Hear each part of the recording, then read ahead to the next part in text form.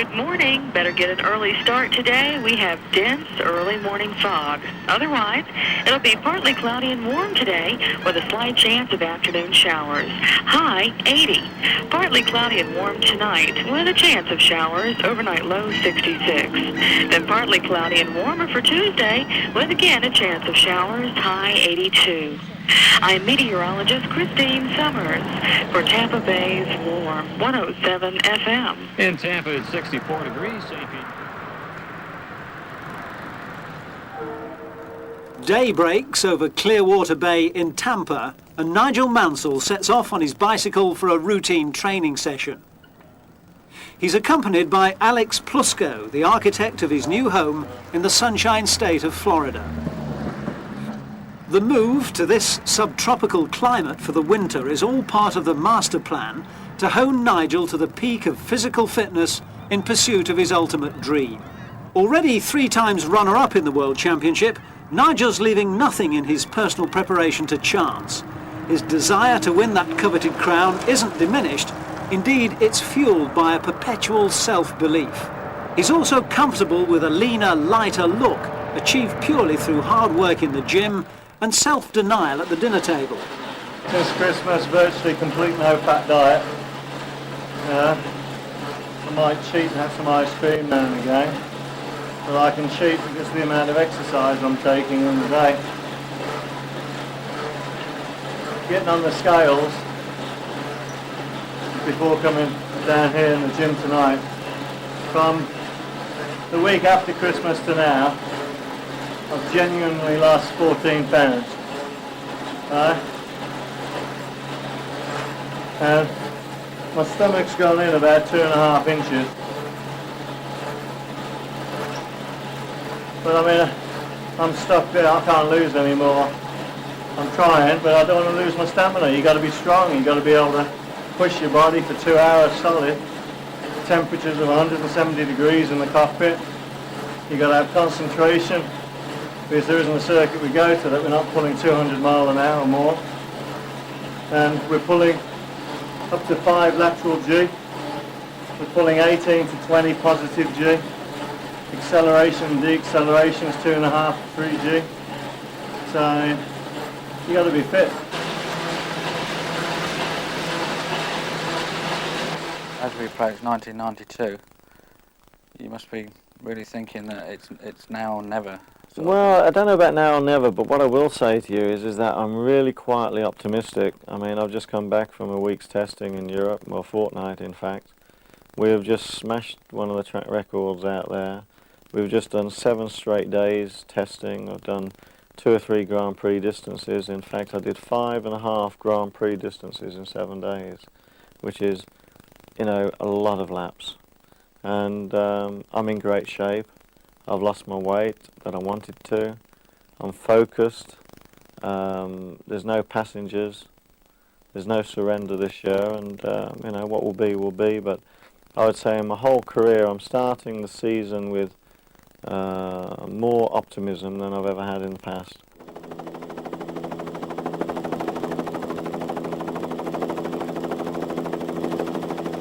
That optimism persuaded Nigel to uproot his family from the beautiful yet rugged refuge on the Isle of Man. The island, guarded by this lighthouse in the Irish Sea off the west coast of England, was where the Mansells fashioned their dream home, Ballyman. Although they were happy in this tranquil, private setting, Nigel found it difficult to train there in Formula One's short close season, the winter, because winters on the Isle of Man can be very harsh. Florida and its inherent sunshine provided a more conducive atmosphere for Nigel to prepare himself for the rigours ahead, and also more opportunity for precious time with the family already denied his company for so much of the year. Right, make sure your life jacket's on properly. Right, come on then, Greg. Jump up, up we come. There we are, in you go. There we are. Okay. That's good. All aboard, are we? All aboard. Yeah.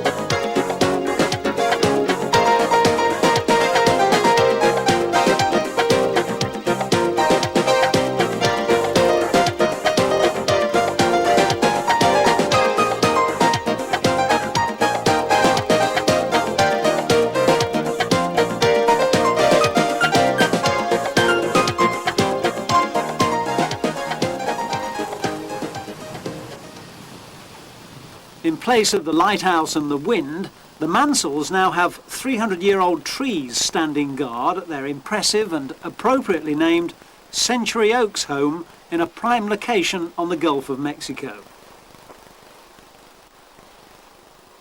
We caught up with Nigel in his cherry wood panelled study. You did say that it's a different way of life here in Florida. Have you fully adjusted yet? Oh yeah, I mean, I think the funniest thing of all is the fact that the English language and the American language is so far removed in certain ways that it's incredibly entertaining, and you have to be very, very careful and very astute, in fact, when you're actually speaking to certain people. You know, you have to sort of read their body language because they don't actually understand what you're saying to them. I mean, one of the first funnies we had really was when Roseanne was saying to me in front of some Americans, say, well, what kind of joint would you like on Sunday? I mean, and obviously this word in America has a lot of other connotations. It certainly isn't meat. So we had a lot of amusement. Yeah, you told a press conference in Oxfordshire a few weeks ago that you actually felt like a human being again. Yeah, I mean, that's astonishing, and, you know, even sort of coming back here after being away in Europe for a fortnight. When I was away for the fortnight last week, I never had a minute's peace. It was incredible, and if my family would have been with me, they would have been quite upset.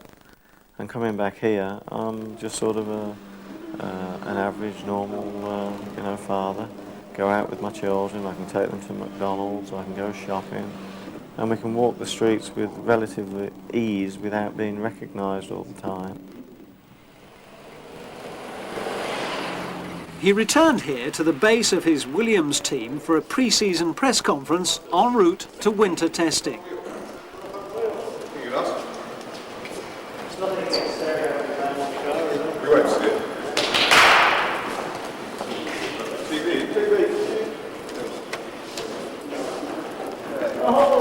A relaxed photo call in the superb Williams Museum for the sleeker, fitter Nigel, more fired up than ever before. Good. And then the perennial question, at 37 years of age, does he still believe he can win the World Championship? The answer obviously has got to be yes. I mean, that's why I'm here. If I didn't really believe that, I couldn't sit here this morning. I really do believe I have a better opportunity this year. But I've got to add, because, you know, the rules and regulations have changed, and I don't know whether anyone did the mathematics last year, but the championship would have been a lot closer last year if the rules would have been the same as the year before. You know, but it's a championship with a reliability with it now. 16 races and everyone counts. So you've got to finish, you've got to score points regularly.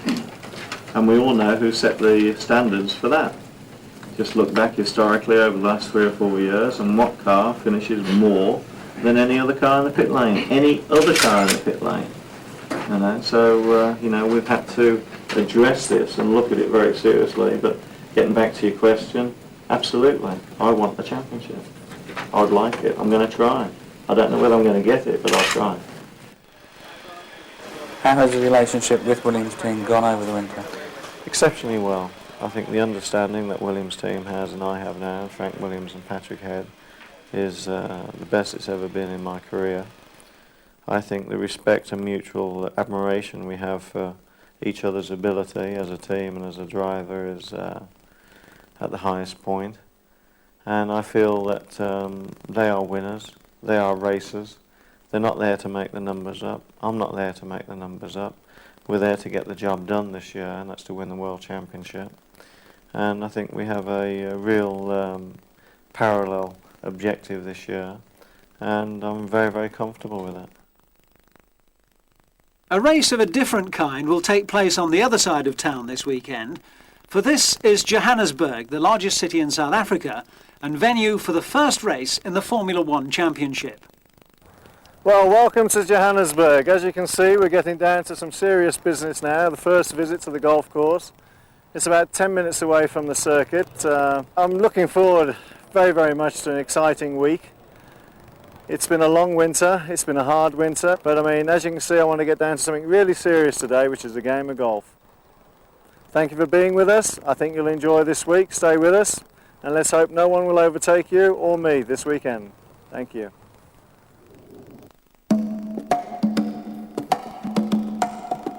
In a little over 100 years, Johannesburg has developed from a gold mining camp into a modern city, the financial and commercial hub of the prosperous Witwatersrand. In the shadow of the city lies Kyalami. Much has changed in the country since the last Formula One race here in 1985, including the circuit, which has had more than £15 million spent on a complete rebuild. Hundreds of workers have toiled around the clock since Christmas to have the circuit ready, and the work continues long after sundown on the eve of the race. The 4.26 kilometre track will be lapped in around 1 minute 15 seconds.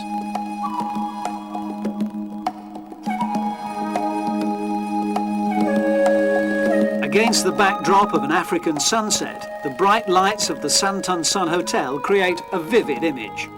This 5-star luxury hotel is Nigel's home for the week, as indeed it is also for other drivers, teams of mechanics, journalists and race officials.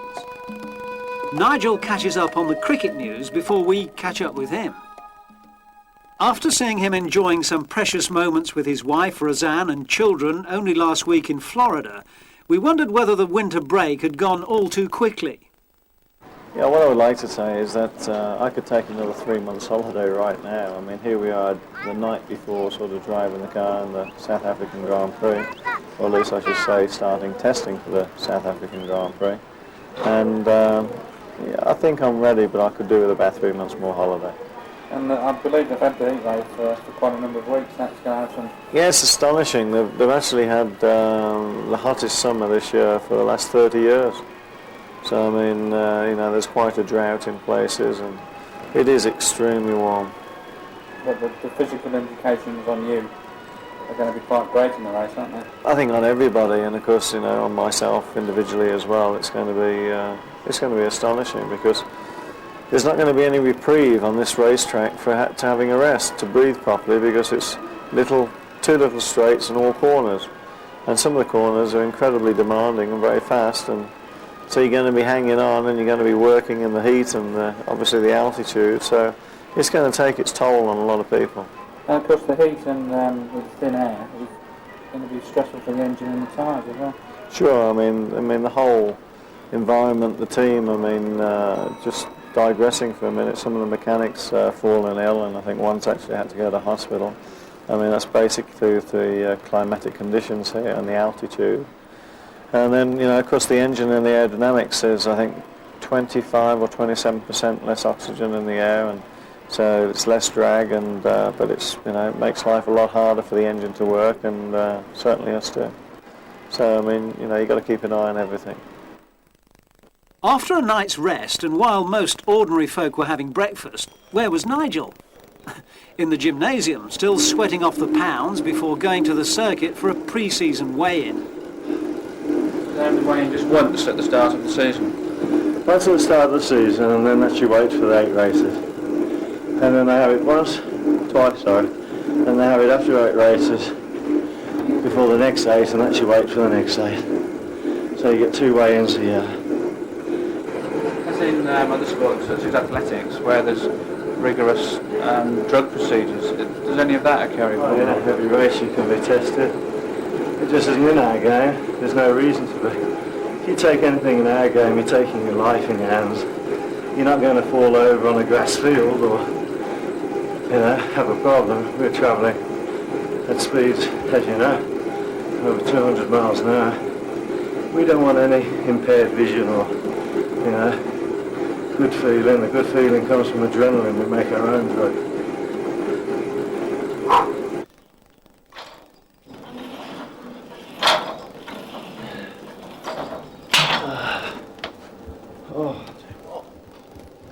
Another 20 minutes of gruelling workout ensured the desired result of the winter's work. In the last 3 years, as you know, I had the accolade of being the heaviest driver in Formula One. Well, you know who's one of the lightest drivers today, don't you? Yeah, we can see it. Brilliant. Lost over 4 kilos, so I have a little bit of more power to weight ratio, so I'm really happy about that. Clearly delighted at the results of his rigorous diet and exercise plan, Nigel stepped into his car and proceeded to devour the new Kyalami track in the fastest time of the day. left in his wake the two McLarens of Berger and Senna, as well as his heavier teammate Riccardo Patrese. Day one, and the plan so far fail-safe. So it's off with friends for a venomous encounter of a different kind. Look at everybody. You just touched the rarest snake in the world. What is it? What is It's it? an Angolan dwarf python. Is it? There's only 23 of these known, and we've got 3 of those. We're getting another one in about 2 weeks' time. Oh, do you feel that then, Matthew? We've got 3 males, and well, we're getting a female, hopefully. Incredible. Have you had a feel, Matthew? Which end have you got the head? I've got the head, okay. Incredible, isn't it? Put your hands up. You touched the python. Yeah. Yeah. Round the shoulder. Joining all the snake. Shake the snake. I'm not so sure about this. Yeah, do you want to have a go? Good hold it, Matthew. Yeah. Sorry. Tell you what, he's squeezing hard now. Got strong. Yeah. That's a very pretty snake. That's the one we couldn't find. Yeah, Robin, do you want to come on? Come on. No, thank you. Come on. This is your last chance. Come on, can't drop him. Come on, he's all right. His tongue tickles, but it's all right. I've got a job to do when I get back. The Chief of Police for the Isle of Man isn't so keen to follow in Nigel's footsteps there, but his wife Robin takes up the challenge. Yeah. Well, I'd just like everybody to know that this is a big first in my life. I know I'm only sort of 22 years of age, but it's the first time today I've ever held a snake. Or ever want. I ever want to, maybe. But if I can thank Scott, I think it's been most generous what he's been able to do for us today, and on behalf of all of us and the television company, we're very grateful. Thank you.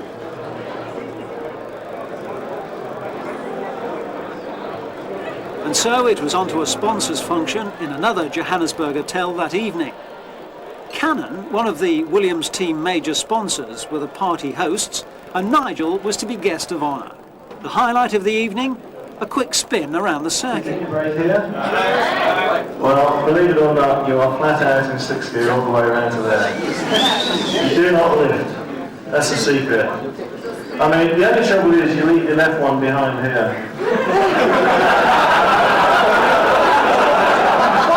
Now you think I'm being rude, don't you? I'm going to keep you guessing. Braking very hard, fourth, third. And was anyone watching on this corner today? You didn't see me spin off and hit the curb, did you? You must have blinked. So, second, third, fourth, fifth, sixth, and through here, absolutely flat. So you're probably doing again another 280 k's here. Braking very hard and taking this or second and third. Now, why do I say second or third? If you do it right, you can take it in third. If you screw it up a bit, it's second. Third, thank you. Fourth, and through here in fifth, and then arriving, braking very hard here, and get down to second and round. And then if you do that, and you get it all right, you can do 1 minute 17.1 seconds.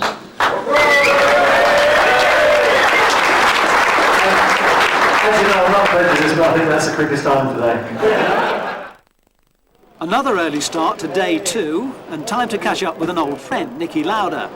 Beneath that perceived rivalry, the Formula One circuit is a happy scene. And then off to the first of the official sessions at the track. Already the fields around Kyalami are being gobbled up by parked cars as the faithful fans flock in their thousands. For Nigel, no pretenders to pole position. The only change, Jean Alesi losing out to Michael Schumacher. Time again now to relax at the famous Wanderers Golf Club with a couple of pretty keen golfers.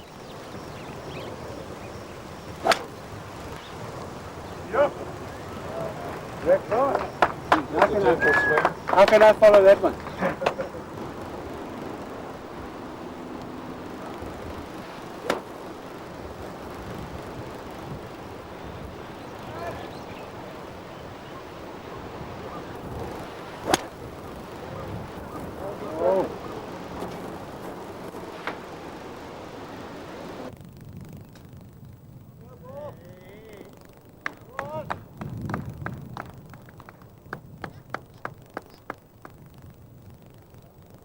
Well, here we are again at the end of the game. Mark McNulty, Nigel Mansell. Guess who won? Mark, tell them all about it.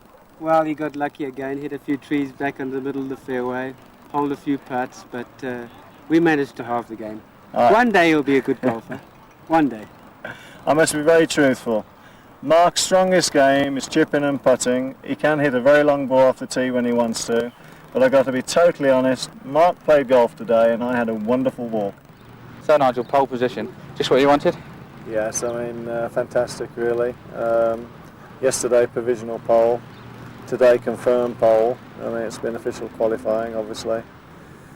Tomorrow though, Saturday, we've got to repeat it tomorrow, and I think unfortunately we've got to find probably another second lap to stay on pole, but I mean it's a very comfortable position to be on at the moment, but we've got to try hard again tomorrow. Back at his hotel, Nigel takes time out from his hectic schedule to explain a piece of his racing gear. I've got a little bit of my equipment here, which is my racing helmet. It's a fabulous helmet. It's actually quite light. It's aerodynamically, we have a hole here which lets air in. This is aerodynamically designed here, if you can see, if I can put it to the side and the back, and it actually vents. So when we're actually driving along, we actually have a small airflow which comes along the scalp, and just keeps you a little bit cooler, because obviously it can get very, very hot. We have a quick release here clip which actually flicks the visor up. It's very, very easy to put it down. One finger will do it, which is very important when you're racing at speeds of over 200 miles an hour. On the side here there's a few head restraints, so if you're pulling too much G you can actually put a strap on the side. Most important little piece of equipment is the radio. You can see here the plug that plugs into the car's radio, and RI do a fantastic job inside the helmet, and I don't know whether you can see, but the padding and everything. And the difference is with the RI helmets, other than the World helmets, these are actually moulded to the driver's individual skull. So measurements are all taken of your head and your jaw and your nose and your eyes and your temples and your ears, in fact, and the helmet is absolutely modelled to you. The other important thing on this helmet is the life support system. This is the support system which supplies oxygen in case of a fire. So we have a button in the car that we can press, and then this is called the life support, because in case of a fire it supplies oxygen which then filters through and comes out roughly opposite your mouth. The helmet itself, well, as I've said to you, for me it's the best in the world. The manufacturer is RI. Another day dawns, and it's now the final qualifying session.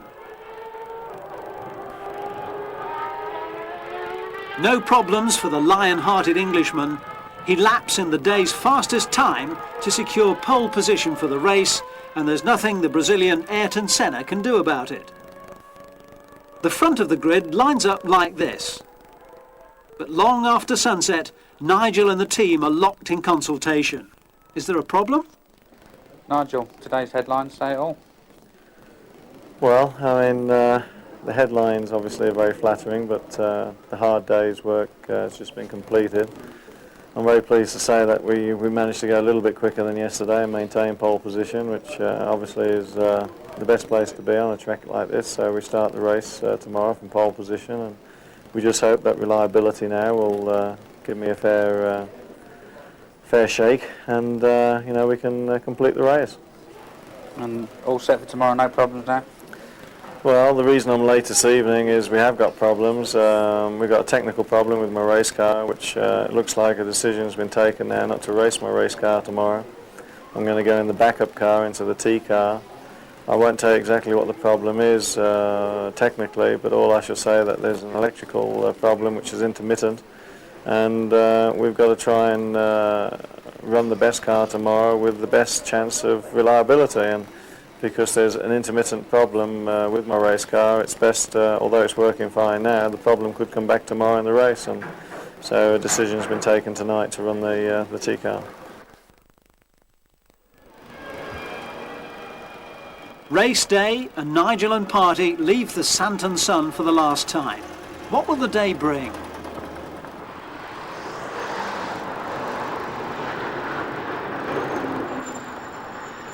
The traffic jams stretch beyond 10 kilometres.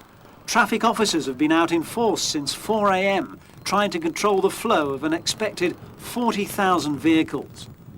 Everyone maintains good spirits. It's been a long time since the Grand Prix was last here. Just over 60 minutes away from the beginning of the 1992 South African Grand Prix. Very exciting here. We had listeners poll quickly about the last half hour ago, and Mansell has come out a clear winner. 19 calls to 6 calls against Senna. So there you go. That's good. Well, let's see what happens, Keith. Yep, absolutely. The best man has to win as long as it's Nigel. I mean, I can say that. There's not much more time to go. Last chance to buy some souvenirs.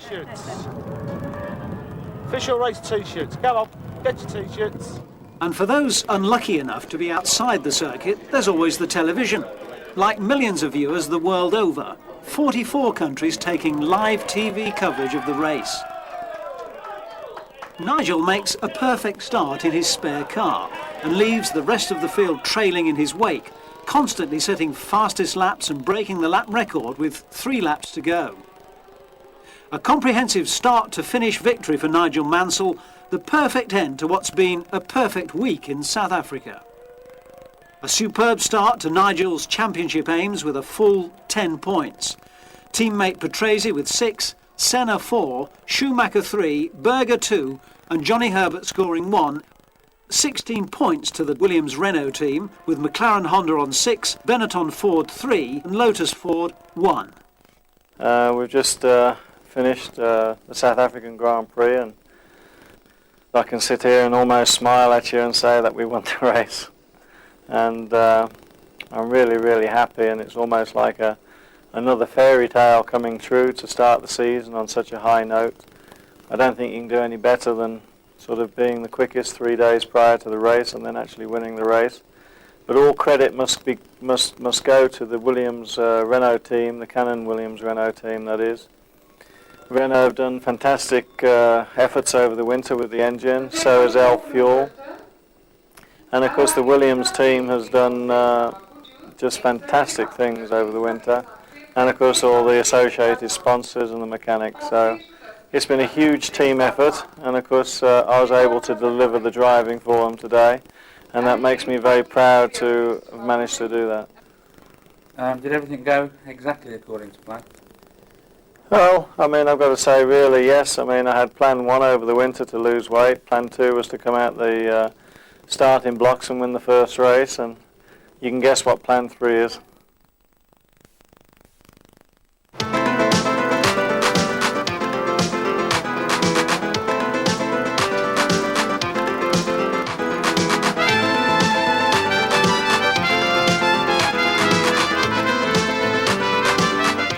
Mexico City is the largest and fastest growing city on Earth. Renowned for poverty and pollution, endless traffic and urban whirl, it also has superb architecture.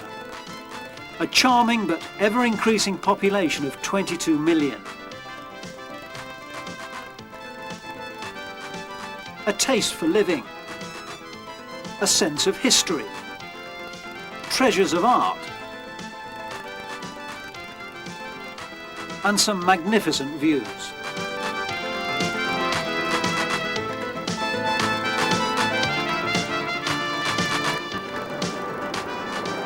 Hi everybody, and welcome to the second event in the World Championship here in Mexico City. I wish I could say to you that the sun was shining and we have beautiful fresh air to breathe, but here we are, we've arrived, and everything's looking quite good. The cars are being prepared, probably as I'm speaking to you now, and we're certainly looking forward to an exciting weekend. Safe from the pollution in the hotel, we caught up with Nigel's schedule since South Africa. Basically getting back into the home life, although I'm very proud to say that we've not missed a day's training, and we've eaten well, and we've tried to go to bed at sensible times and just keep ourselves in real good condition. The only thing I would say that in Florida where we are, everything has blossomed at the same time, and if you suffer with hay fever, this is a bad time. But it's been great. And what's been happening with the Williams team? Williams team's gone testing with our test driver Damon Hill, and we're progressing things, but mainly it was a consolidation this last fortnight. The cars got back about 4 or 5 days after the South African race. They've been totally stripped down, totally rebuilt again, and we've just sort of paid very, very good attention to all the small details. And obviously flying them out here to Mexico takes a few days, and the cars arrived here Sunday or Monday, and they've all been setting up since. Have you checked in at the circuit yet? Yes, we went straight to the circuit from the airport this afternoon, and I must confess I have a little bit of trepidation because they've resurfaced the track only a fortnight ago. It was extremely hot at lunchtime, and walking across the track in places, the actual track was coming up on the pumps. So when you put a Formula 1 car on there, I think that the track will actually tear up in places. So I just hope that they put a lot of cement dust down on top of the surface and seal it. And I hope that it isn't hot tomorrow, because if it is, I can forecast there's going to be a lot of cars spinning off. And the most dangerous thing, of course, is when a Formula 1 car goes over these sections of track, if it pulls up a lump of tarmac and throws it backwards at over 200 miles an hour and it hits you in the head, then you can have a very serious accident. I believe as well they've altered the Peralta. They've altered it, but unfortunately I don't think they've made it better. I think if anything it's probably worse now than it was before. And the the whole corner has been resurfaced. And as I said, we have rules in Formula 1 which are laid down that any circuit, if it's resurfaced, should be done a minimum of 60 days before the race, and then a race should be run on it before a Formula 1 event. And here we are, we're a fortnight after it's been resurfaced, and you know, I think that's unreasonable. I just hope that it stays together. In the shadow of Mexico's 1968 Olympic Sports Palace lies the controversial Peralta curve on the bumpiest, most feared circuit in the world. Despite a qualifying session full of drama and incident, Nigel manages to set the quickest time, more than a second quicker than the emerging young German Michael Schumacher. We've gone very well today, and we have got the provisional pole. My teammate's in third, and Michael Schumacher from Benetton is in second place. But really the story of the day, unfortunately, is the big accident which befell on Ayrton Senna coming out of one of the high-speed turns. He shot off the circuit and went straight into a concrete wall. I'm very pleased to say to you that although slightly concussed and his, I think, left leg is real badly bruised, hopefully he'll be back driving in the car maybe sometime tomorrow. But a very big accident, and the actual time practice was delayed for about 20 minutes due to this accident. Of course, Ayrton had a crash here last year. Yeah, in the Peralta, Ayrton actually rolled it last year, going on a very, very quick lap, but I think that this accident today was even surpassed the one that he had here last year. So is the circuit dangerous? Well, the problem with this particular circuit is the fact that it's built on a lake bed, as we're aware. The circuit actually changes from year to year from the point of view that, you know, one part of the circuit last year might have been smooth, and this year is, in fact, there's almost a small hill there. And so indicatively it's bumpy, it's fast. And then you've got the other problems that obviously, and I'm not proud to tell you this, but it's a first. Apparently there's the most pollution in Mexico City in the history of Mexico today at 12 o'clock. And how this affects is that the dust and the pollution comes down on the circuit like dust, and it changes the circuit from lap to lap sometimes. And it just makes it very, very tricky. Well, what we'll do is take you on a qualifying lap around the Mexico City circuit. We obviously come out the Peralta as quickly as possible. You're actually exiting and coming across the start and finish line doing 275 kilometers an hour. You are literally changing from 5th gear to 6th gear right on the start finish line, remaining in 6th all the way down the straight. It's a little bit bumpy, but from here to here is the only time that you can actually breathe properly on this circuit. So once you get down to here, which is the 100-meter board, you actually are braking quite hard and going from 6th to 5th to 4th to 3rd.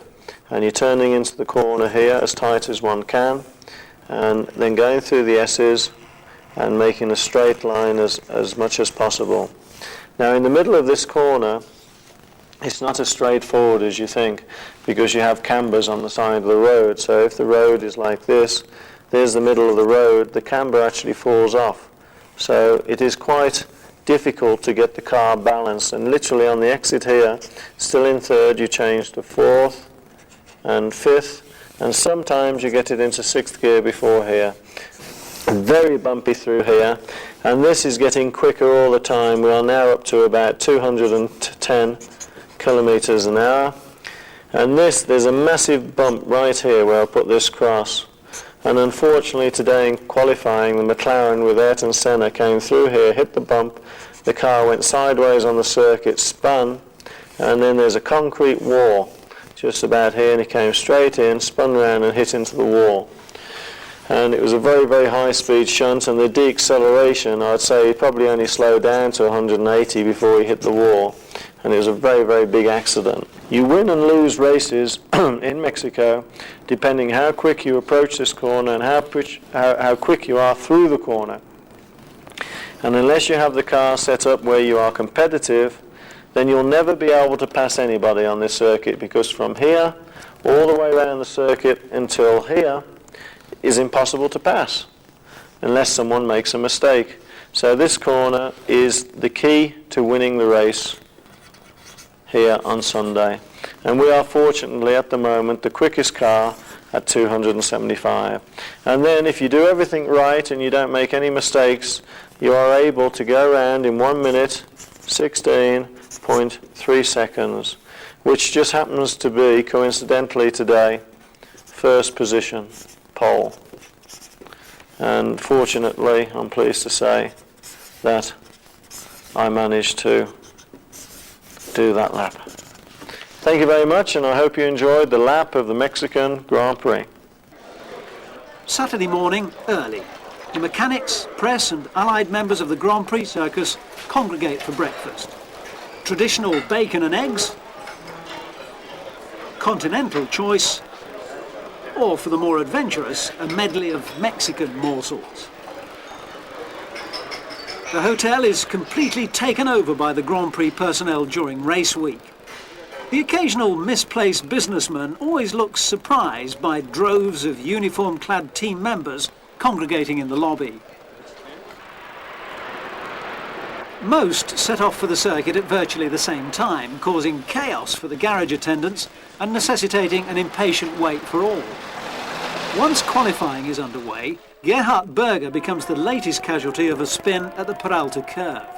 Nigel's teammate, Prix, is fractionally quicker today, but no one improves on Nigel's time set yesterday, so he retains pole position, with Prix next on the grid. What happened with the race car this morning? Well, we had a few problems with the computers, and the engine power went down this morning. There was a problem with it which we couldn't really identify, and time was against us. It takes 2 hours to change the engine, and it was deemed that the backup car should be pretty close to it. So rather than sort of make everybody panic and change an engine quickly, we decided just to use the backup car. And this afternoon? This afternoon we pushed very hard. I did the second quickest time this afternoon to my teammate, but it wasn't a good afternoon. There was lots of problems, lots of accidents. I'd say somewhere in the region of about 12 people went off having accidents, and I'm just pleased that now the race day comes tomorrow. Can you talk us through the front six on the grid tomorrow? Obviously, front row is great for the Renault-Williams team, Canon Renault-Williams team, because I'm on pole, Riccardo Patrese and my teammates on the front row with me. Then in third place we have the young hotshot Michael Schumacher, the German driver for Benetton. Then his teammate, Martin Brundle, again from England, so that's very good for Martin, in fourth place. And then Miss Gerhard Berger and Ayrton Senna, 5 and 6. And the plan? Try and go out and win and stay there. Hi, Rudy. 7 a.m. on Sunday morning, and Nigel's leaving for the circuit one last time. He seems relaxed. Will this be his day?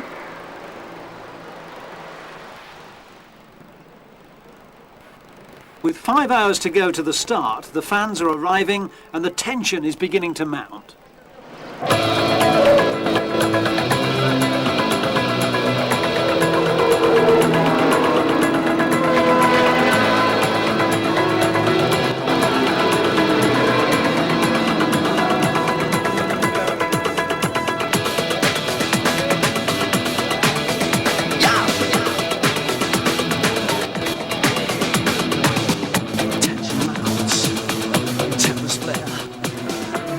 The parade lap draws to a close. Mansell leads after 1 lap ahead of teammate Prix. It's the end of a bad week for the champion Ayrton Senna. He recovered from his accident only to be ruled out by mechanical failure. And it's another spectacular green light to checkered flag victory for Nigel Mansell and a Williams 1-2 as in South Africa. Schumacher on the rostrum for the first but certainly not the last time. 2 races, 2 victories and 2 second places put the Williams drivers out ahead in the championship table. In the constructors' table, an emphatic lead for Williams Renault, with McLaren trailing with 9, Bennett on 7 and Tyrrell and Lotus on 2 points. No sign yet of the red Ferraris. Many congratulations, Nigel. Nice trophy. Yeah, it's wonderful. It's a bit too early for it to all sink in at the moment, but very, very hard race. My teammate Riccardo Patrese drove an excellent race and was pushing real hard for about 30 laps. But I mean, we got the result that we wanted, so I'm very, very comfortable with that. And once again, you showed a clean pair of wheels to the rest of the field. Well, I guess we did, but it wasn't as easy as it probably looked. But the engine worked real good, and I didn't really have any problems other than the car was very difficult to drive at the end. It was very harsh over the bumps. But when you win, you got to smile. Any hairy moments at all? Yeah, the start, the first corner was quite hairy. I got out of shape going around the first corner. Big oversteer. But after that, I just kept everything in sync. Another terrific 1-2 for the Team Williams. They must be delighted. Fabulous. I mean, the Williams team have done a fantastic job, as of Renault. And the Alf Fuel, and of course, you know, Canon and associated sponsors, Canon, Camel. I mean, just wonderful. Great, great team effort. Labatt's, we'll be drinking some of their beer maybe tomorrow. So, real happy. A delighted Nigel and his wife Roseanne board their plane bound for Florida with yet another magnificent trophy to add to their collection. See you, everybody.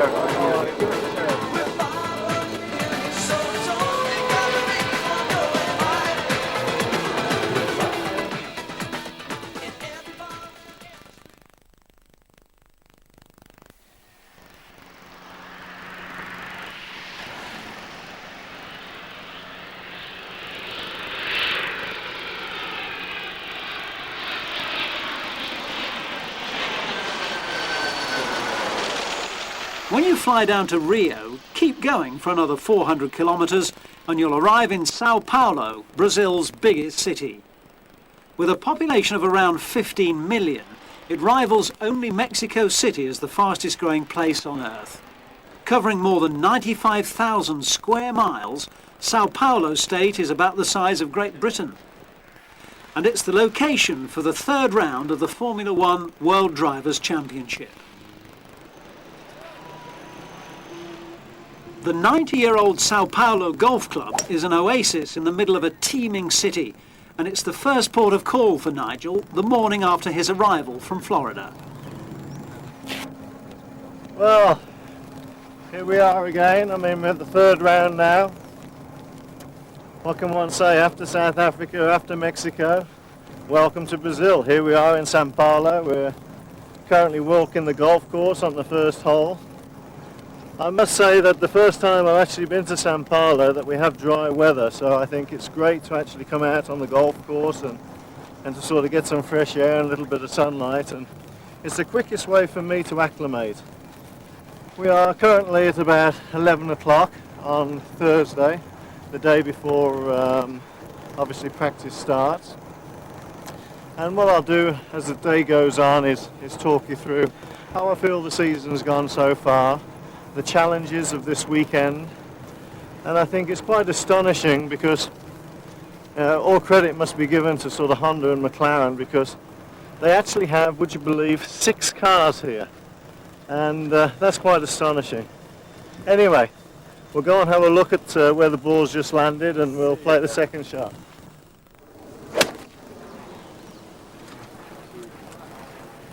That'll be putt for birdie. Putt for birdie. Putt for birdie.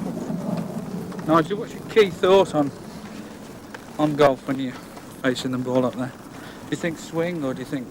Yeah, swing. I think the biggest thing is, I mean, one of these days I'm going to get really serious on golf. But I can't get serious on golf. You're going to play the second? Yeah, until I finish with racing. Because with racing, you have to have the mentality that you have to be the quickest on the circuit. You're always trying to go faster, faster, faster. And in golf, really it's the complete opposite. You have to try and slow down and trying to focus on, just like we are now, we're talking between shots now. I have time to think about the shot and then maybe only 10 seconds to execute it. Whereas with driving, you are all the time like this, and your arms are like this, holding onto the wheel and racing around. So when I finish with racing, which I don't know will be, then I'll concentrate very hard on golf for maybe 1 or 2 years and see how good I can get. Right. Do you think that's why you like it so much, because of the contrast and the speed of the two?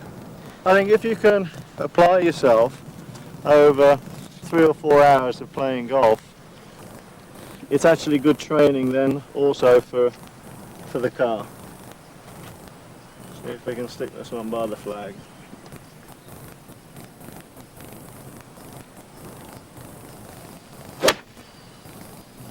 Be the right club. Be the right club.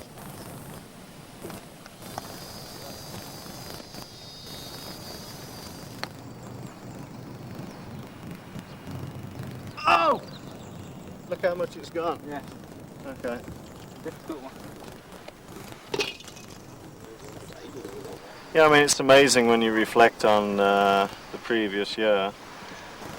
You obviously try and learn from your experiences, but it's got to be said that last year, I actually said before the season started that we had a new engine, a new car, a new transmission and gearbox, and you shouldn't really expect too much for the first 3 or 4 races. They were basically wild cards, and unfortunately that proved exactly correct because of the reliability problems, and here we are 12 months on, and you know, we have 2 wins under our belt, and we're coming into Sao Paulo now as certainly one of the favourites for Sunday. And you basically get quietly confident that at least you know hopefully the car will be as reliable as it has been in the previous 2 races, but you never once get complacent in any way at all. And therefore, as soon as I finish playing golf here this morning, I'll be going to see my race engineer, David Brown. We have an awful lot of aerodynamic settings to go through. We have a lot of computer strategies to actually examine and probably change the software, and there's a lot of bump damping on the car to be changed from Mexico, and we're going to have a look at all the graphs. And then of course we're going to walk the circuit and just make sure that the circuit is as it was here last year. And then we've really got to trust the good Lord upstairs and all the engineers and mechanics to hopefully put the car together as well as they have done previously. And we get straight into the normal routine of Friday morning qualifying, 10 till 11:30 free practice, and 1 till 2 o'clock, as you know, official qualifying. And we're literally probably about 18 hours away from the first time we step in the car to go out on the grid here.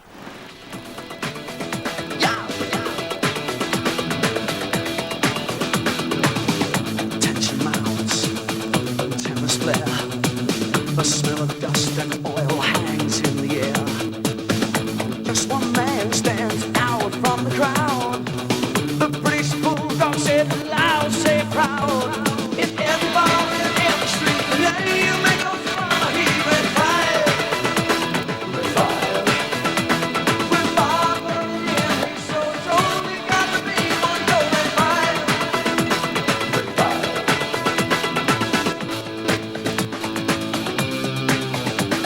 But he made it, and Rebecca stuck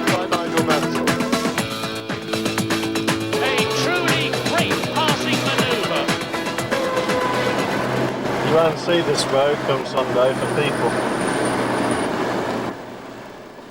Meanwhile, back at the Transamerica Hotel, the base this week for Nigel and many of the other drivers, there's time for some to relax. There's an exhibition of racing paintings here to coincide with Grand Prix week. And it's a subject close to Nigel's own heart. Well, Nigel, sitting in your rather splendid study, there must be a few memories in the paintings behind you. Yeah, they're great originals. There's special editions done of them, prints.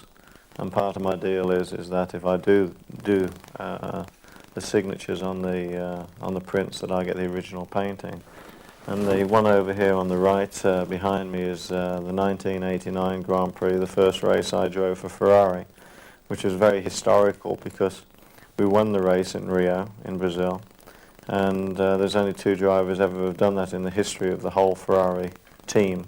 So, I mean, that was very, very satisfying. And then, of course, this one here, which is Brands Hatch, which is another great victory in 1986.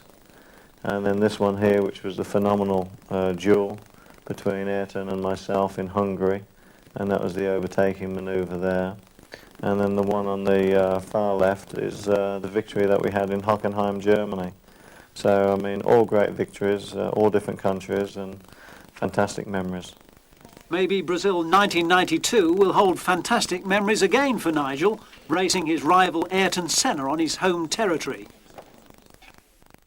Friday morning, outside the Transamerica, and time to go to work.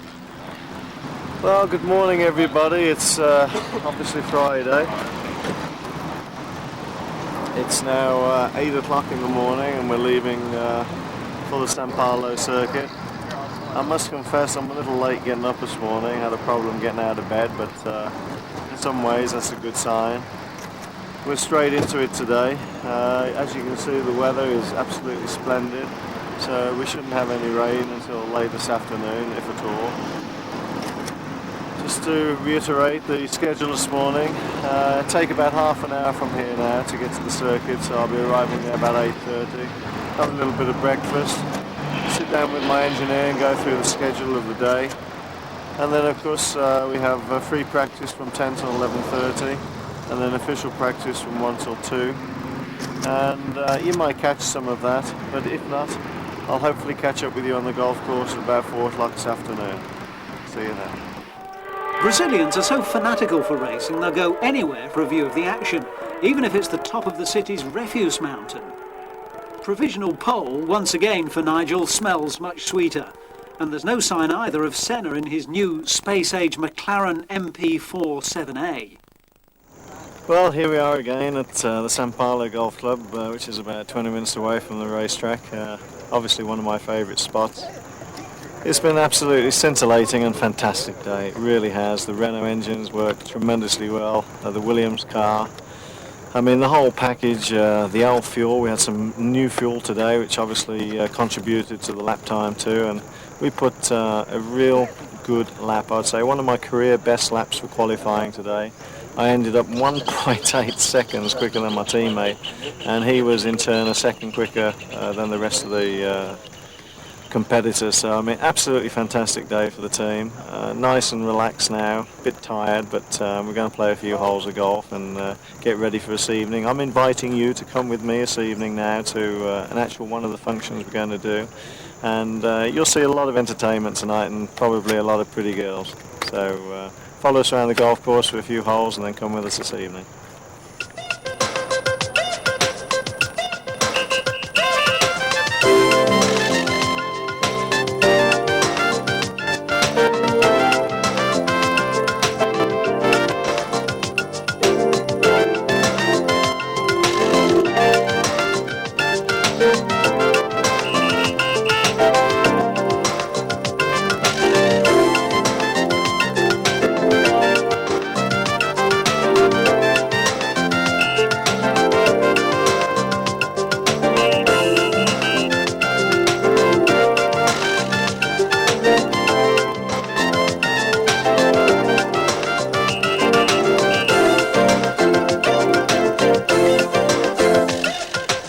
sun goes down, it's party time for some of the drivers and team members.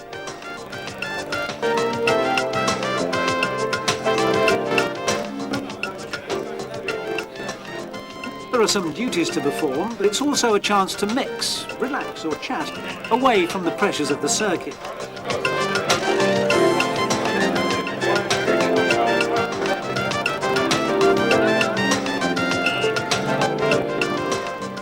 And there's the occasional reminder of Team Williams' favourite fuel supplier. The drivers have to excuse themselves early to be ready for the rigours of final qualifying tomorrow, while others just party on into the night. The weather conditions today are not quite as good as yesterday. The track could be a little bit quicker because it was very hot yesterday and the engine will have a little bit more power today, but we'll have to wait and see, and certainly I'll be speaking to you later, so you go and visit the city and I'll catch up with you later. Bye-bye. Down to Sao Paulo's central district. The Anhangabao Valley used to be a free-flowing river. Now it's home to some spectacular skyscrapers and breathtaking 100-foot palm trees. Disaster at the track during qualifying. A high-speed shunt with Ayrton Senna sees Nigel collide heavily with a concrete wall. Although in shock, he appears to be well. He's helicoptered back to the hotel under doctor's orders. Once there, he's spirited away by security men through a series of secret passages and corridors to avoid the waiting media. Tem muita gente lá?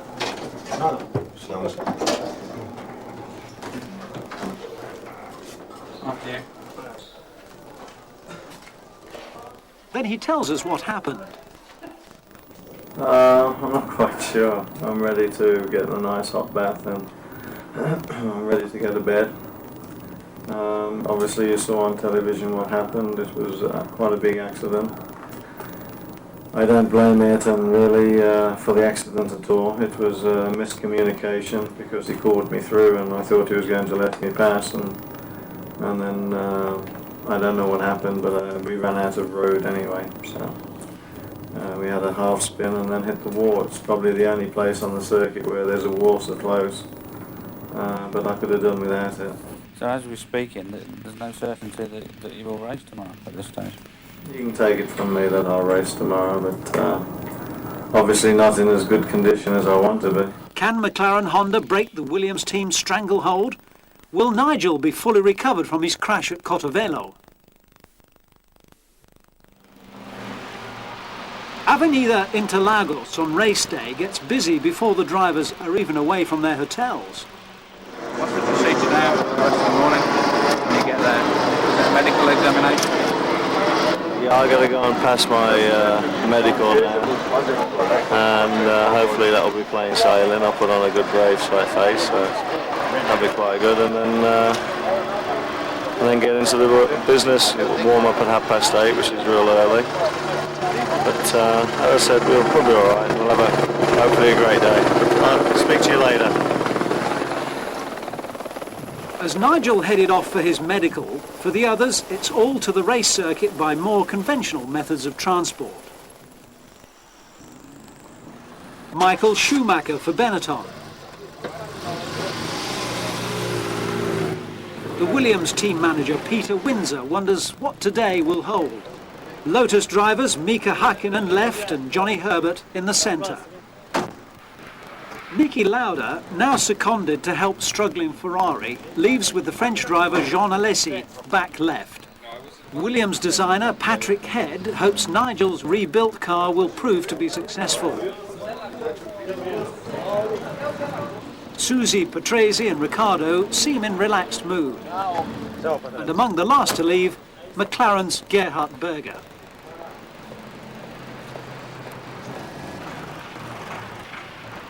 There's no doubting that the Brazilians want their own hero Senna to win today. The people continue to flock as time trickles away. You're hard-pressed to find a supporter waving anything other than Brazilian flags. But Mansell fans are here, if you look carefully enough. Drama right at the start for Nigel as he spins his wheels and loses the lead to Patrese. Senna's race is run on lap 17. Nigel's pit stop on lap 29 is faster than Patrice's, and it's enough to give Nigel the lead. He goes from strength to strength to take the flag. It's 3 wins in a row for Nigel, his 24th victory, equalling the record of the legendary Juan Manuel Fangio.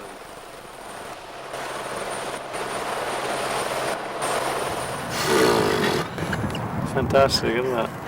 I mean, I can't really believe it. It's just the team's done a marvellous job. I mean, the engine worked superbly today, and I mean, my teammate, poor dear, he drove like a man possessed for the first half of the race. It was really tough to try and get past, but the pit stop was very, very good, and then I came out and did a couple of qualifying laps to get the jump on him at the pit stop, and then I managed to pull away steadily then after that, which was nice.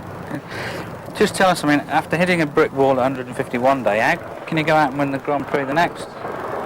Oh, it's what is known as dedication, I guess, but I mean, I ache and I hurt now, and I shall hurt even more tomorrow, so, you know, but it's all credit to the team. The team have done so well, and I'm real happy to have won here today.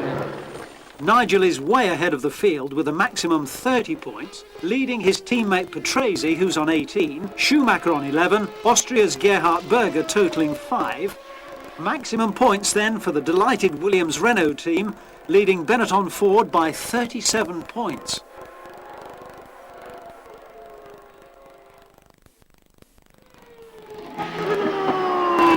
Well, Nigel, welcome back to the English Spring. It's incredible, isn't it? Now I know why I went to winter in Florida. I mean, it was definitely a good call. Tell us a little bit about how testing's gone today. Well, we've had a great day. We've done a lot of comparison work, although it's been very blustery. We've had up to sort of winds of 50 or 60 miles an hour. But cars ran reliable, and we're very pleased with it. The times are quicker than last year already, quicker than qualifying, so we've gone about a second quicker than anyone's ever gone here before, and being as I was the person who went the quickest time before, that's nice.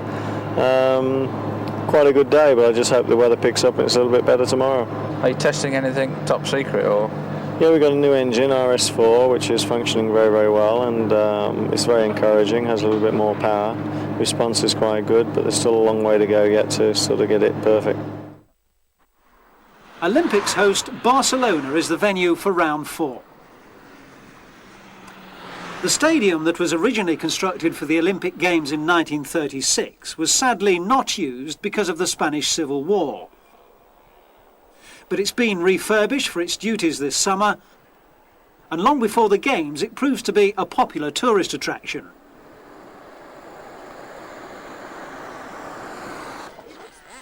Within the stadium's shadow, some aspiring racers battle to control their model cars. Scenes no doubt to be reenacted for real this weekend at the circuit at Catalunya.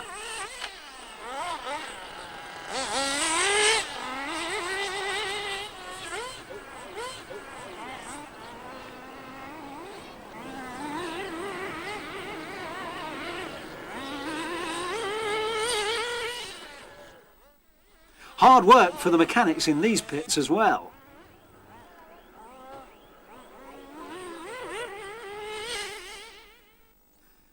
On his first day in Spain, however, Nigel Mansell's not to be found at the circuit. Scenery of a different sort appeals to him, and it's not difficult to see why. The peace and tranquility of the Club de Golf Valromanas.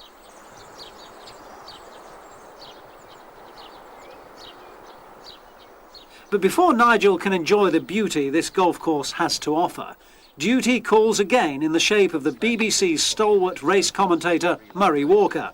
Another race looming, another interview to be negotiated. I think the fabulous thing is I can have a shorter interview with you without being interrupted. That's a real plus. Without the noise. That's a big plus, I can get rid of it quick. But no, I mean, it's condition of the mind. One thing I've learned is that there's only one person that knows the condition of your body and your mind, and that's yourself. And a lot of us don't listen to it. And therefore, I've learnt this winter as well with the objectives I try to sort of accomplish, that I've got to listen to myself more. And this is space. no phones, no noise, no smell of engines, not too many reporters. People are very pleasant and accommodating, and to get out on that golf course and whack a ball is great. I've just noticed you're getting a ball patch, did you know that? Get out of here. He's getting me back. Well, welcome everybody. Here we are in Spain, Barcelona. A glorious sunny day. We're at a track where last year there was an incredible amount of excitement, mainly because of the weather conditions. It started wet, then it dried off, then it started to rain again. There was exceptional excitement in the pit lane where wheels were being changed from wet tyres to dry tyres. But here we are, and I'm glad to say that the sunshine's coming down on us and it's very, very pleasant. The golf course, splendid, isn't it?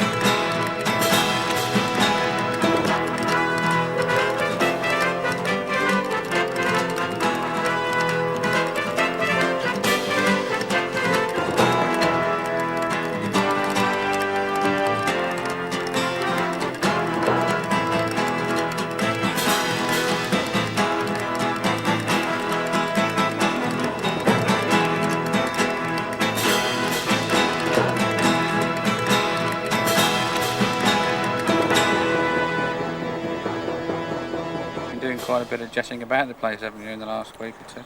Yes, I mean, from Sao Paulo I went literally the next day to America, and the next day after that I went from America back to England. Then I was testing for 3 or 4 days and then travelling the country, and of course, needless to say, I've been back to America again for 1 week, and now I'm back here again in Europe. But I'm in Europe now for 6.5 months, and I've got a bit of stability. I haven't got any long trips to do. So, you know, the only thing is I miss my wife and my family, and they'll hopefully be coming over in about 4 weeks' time. So I'm looking forward to that, really.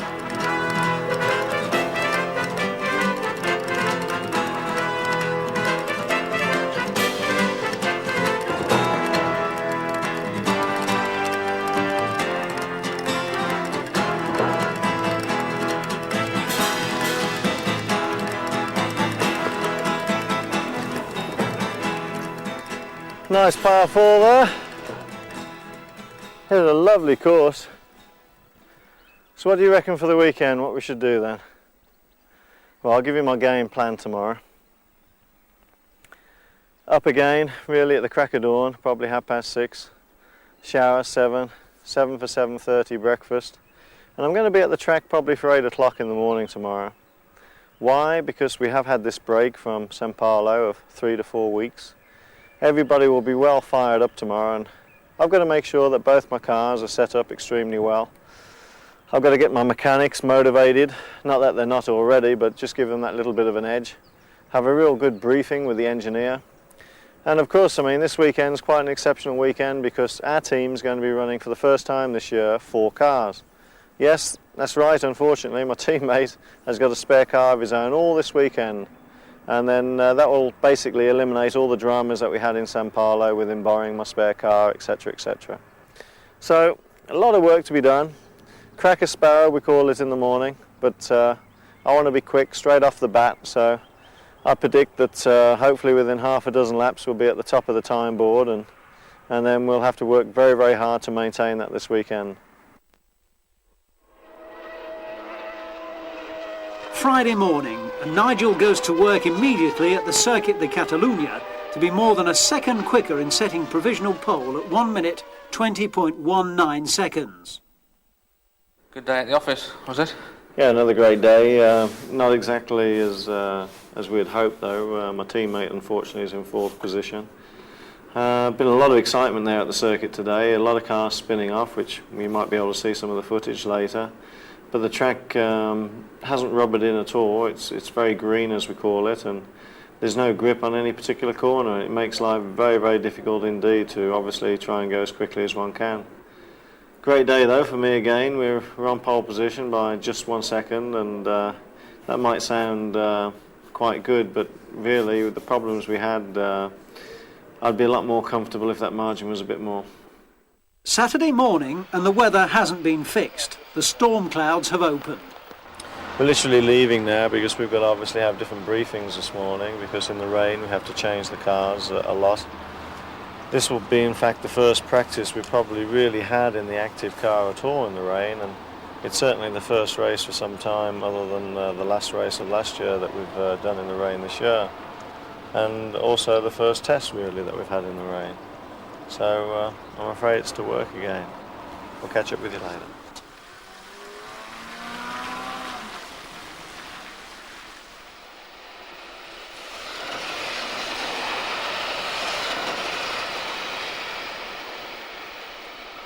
The rain in Spain that day was relentless, making driving unpleasant for mere mortals, let alone Formula One drivers. Friday's practice time stood, leaving Nigel in pole position for the race. But the rain robbed him of another chance to relax. A waterlogged course meant that golf at Valromanas was definitely off the agenda. Saturday in Barcelona was a complete washout.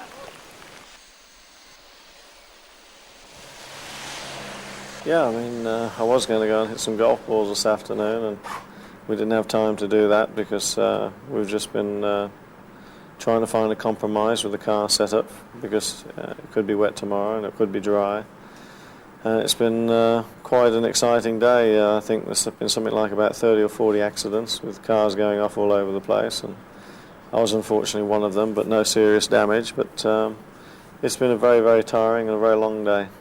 Coming down the track very quickly in 6th, braking very hard at this point from 6th to 5th to 4th to 3rd, and sometimes even down to 2nd gear. A quick squirt in 2nd, 3rd, and then 4th gear, staying in 4th gear, and then before this corner, actually getting in 5th. And this corner is 266 kilometres an hour. Very fast corner, and you're actually pulling something like about 4.8 G lateral. So a lot of G-force being forced both ways here. Very, very stressful corner. If anyone said to me, which corner wins or loses the race here? And this is it. This corner right here. Why? The exit speed of this corner is going to determine your terminal speed down this straight. This is the only place on this circuit where you can overtake. From here to basically here is impossible to overtake anybody, unless of course they make a mistake, and not many of them do, unfortunately. So you've got to be very quick onto this straight, and obviously be one of the quickest cars down the straight. If you can do all that and you put a perfect lap together, you can do 1 minute point 20.1 this weekend, and I'm very pleased to tell you that I managed to do it. So we have our 4th consecutive pole position here in Spain. Race day dawns and the weather hasn't improved. I think you can sort of have a pan round and have a look at the sky. It doesn't exactly fill you full of confidence. It's never nice to get up on a Sunday morning and know that you're going to have a race whereby it's going to be a little bit of a lottery, and the elements are going to play a very large part in the outcome of the race today. Even if you get a good start, which obviously I'm hoping to get a good start, within 10 or 15 laps you'll be coming round to lap the back markers, and in these conditions not one driver will be able to see behind them because of the spray, the plumes of spray, and therefore overtaking even slow cars is going to be very, very difficult. Among the last to leave for the circuit is team boss Frank Williams. Time for a lightning quick tour of Barcelona's magnificent architecture.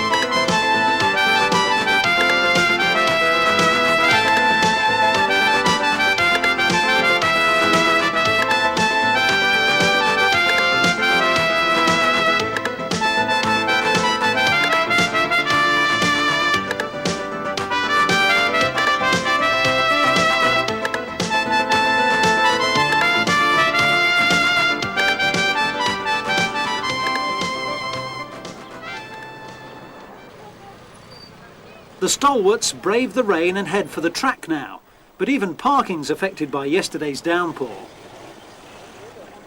In appalling conditions, Patrese race is run early when he hits a wall.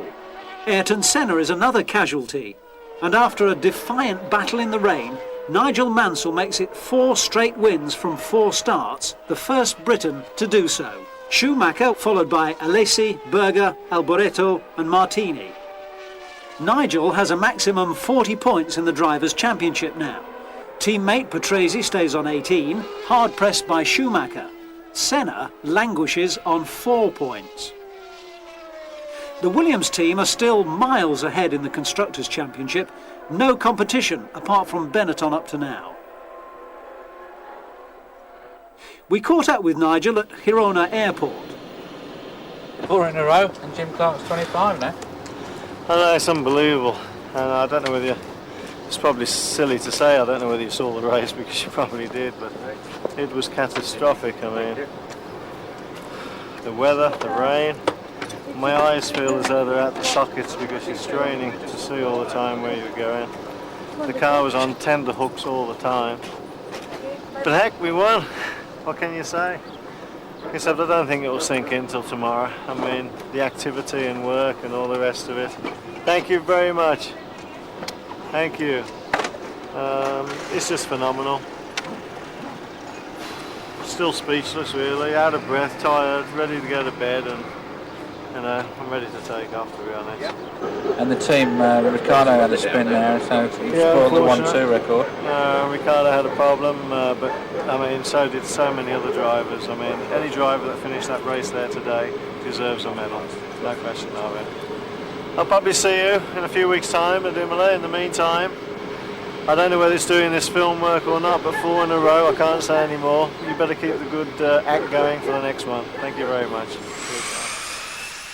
As the enormity of equalling Jim Clark's 25 wins sinks in, a tired but elated Nigel is sped back to the Isle of Man, where he'll be based for the remaining European races. San Marino, Europe's smallest republic, lies in the eastern hills of the Apennines. The republic's breathtaking panoramas draw 3.5 million tourists a year, more than 150 to each inhabitant. San Marino is host to round 5 of the Formula One World Championship, though the only clue to this is the occasional Ferrari flag. But the raucous roaring doesn't disturb this tiny fortified capital. 70 miles further northwest brings you closer to the Formula One action. Imola, founded in the 2nd century by the Romans, actually hosts San Marino's Grand Prix, and Nigel Mansell is looking to make history with 5 wins in a row. Good morning to you all. Welcome to the sunshine. It's pleasant to be here in Italy. We're at the San Marino Grand Prix. We're just leaving the hotel here on the first day. It's Friday morning and it's quite early this morning, it's 7:30. But you can see it's an absolutely glorious day, and I think you'll be going around certain places close to this track. And I'll be visiting with you this afternoon to let you know how this morning's got on. So we'll catch up with you then. Bologna is the capital of this northern part of Italy, and its chief landmarks are the twin leaning towers, survivors of more than 200 fortresses that once stood here. Climbing its 498 stairs could cause cardiac arrest, but it's probably well worth the risk. 15 minutes, including resting time, just about gets you to the top. No, censura. Censura queste immagini, censurate. The regimentation of the Roman architects is the most striking aspect from this bird's-eye vantage point.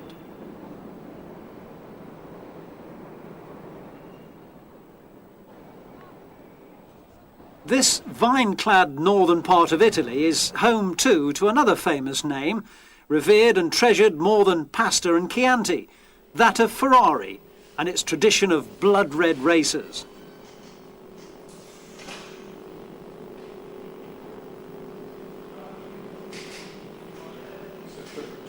The Ferrari factory is based northwest of Bologna in Maranello.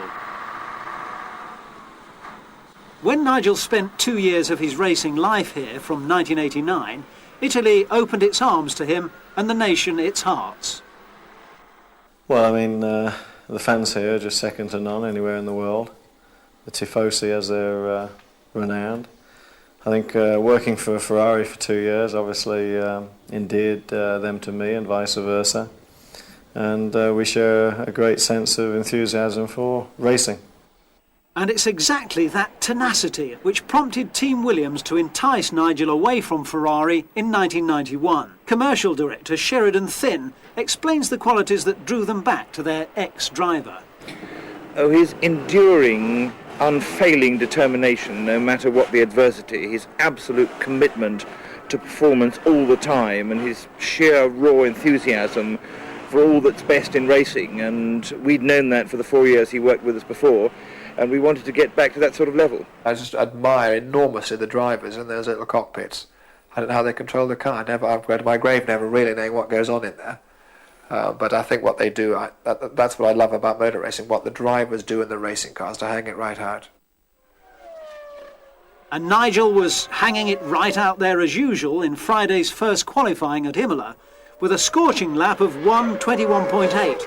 Well, we're very pleased with today. I mean, today was a very special lap again, similar to the lap we did in Brazil.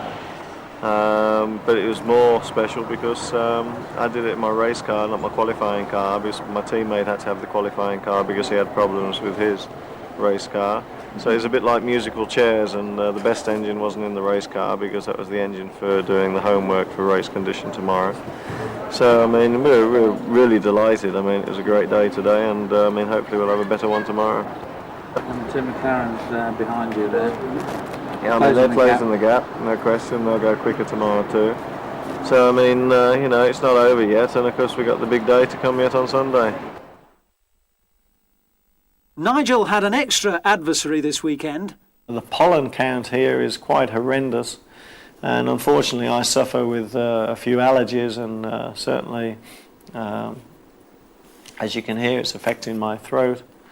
Fortunately my eyes are clear, but I've got to be very careful tomorrow to stay out of as much pollen as I can.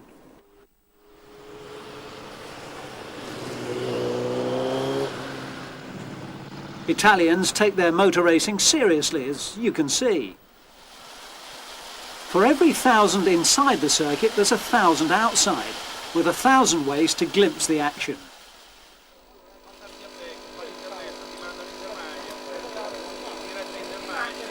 They build scaffold rigs around the circus perimeter, come for the week, park their campers in orderly row, and generally have a good time.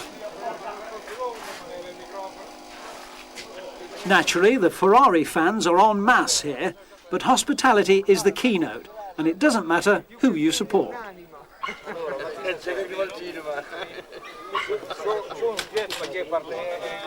They don't miss a lap and time luncheon between sessions.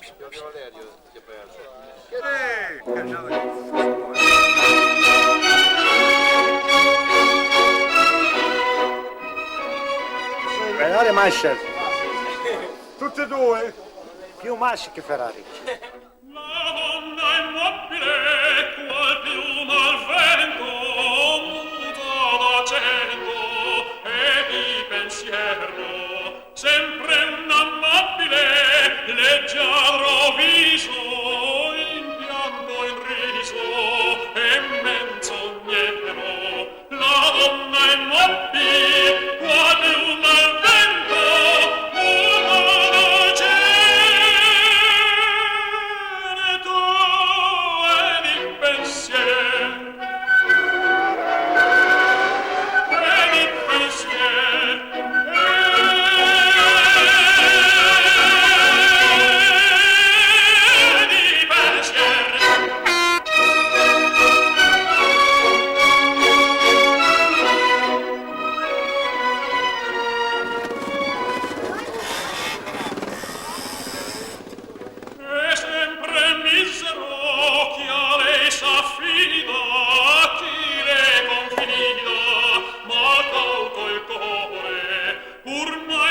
sentesi, felice a pieno, chi su quel seno non liva amore, la donna immobile, qua di un malvetto, muta gene, tu ed in pensier, ed in pensier,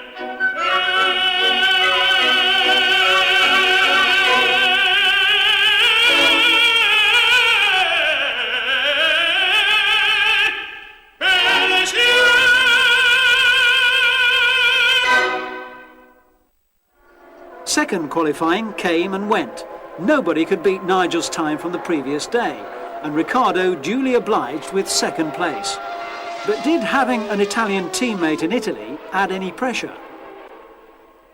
Well, I mean, I'm delighted to obviously be on pole position. That qualified him because he is well and truly fired up. This is his home Grand Prix. And, you know, obviously it's very satisfying to still remain on pole. But there's no question that Riccardo will be driving as hard as he certainly knows how to try and win the race in his own country tomorrow. In fact, in a poll in the newspapers, apparently this week, of all-time favourite Ferrari drivers, I think you feature fourth, which isn't bad considering you've not driven for them for 2 years, is it? It's very difficult to pass any comment on anything like that, but I think with the amount of drivers that have driven for Ferrari and the fact that I'm English, I take that as being in the top 10, I think, is a big compliment. No, Riccardo had an accident in testing the other week, and your former teammate Nelson Piquet in the Indy 500 series had a nasty accident just last week. Do you think people may be pushing the limits too much? Well, I mean, it's a strange question, number one, but I'll try and answer it. Motor racing, in one word, is dangerous. If you get into any vehicle that does more than 30 miles an hour and you hit a concrete wall, the likelihood that you're going to get hurt or shook up pretty bad. So, I mean, I can't say any more than that, other than the fact that we're all professionals. We all push the limits, but, you know, sometimes cars do things to you that you can't control. Mechanical failure, or you run over something on the road. You know, it's a risk you take if you're going to be a race car driver, and you just hope that you play the percentages and you try and stay out of trouble. Now fasten your seatbelts for a guided tour around the circuit with the man in pole position. Okay, nice qualifying lap out of this corner here, which is the tight chicane onto the start and finish line in second gear. Accelerating up very quickly, third, fourth and fifth gear, and the start and finish line is here, and you're actually doing 260 kilometers an hour at this point here.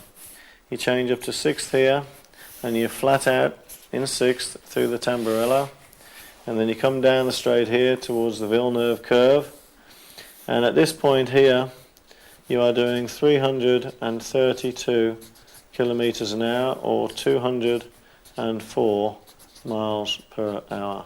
And now you have a very important part of the circuit, accelerating fourth, fifth, sixth just before this kink, and the actual track is going downhill. It's a very steep hill down here.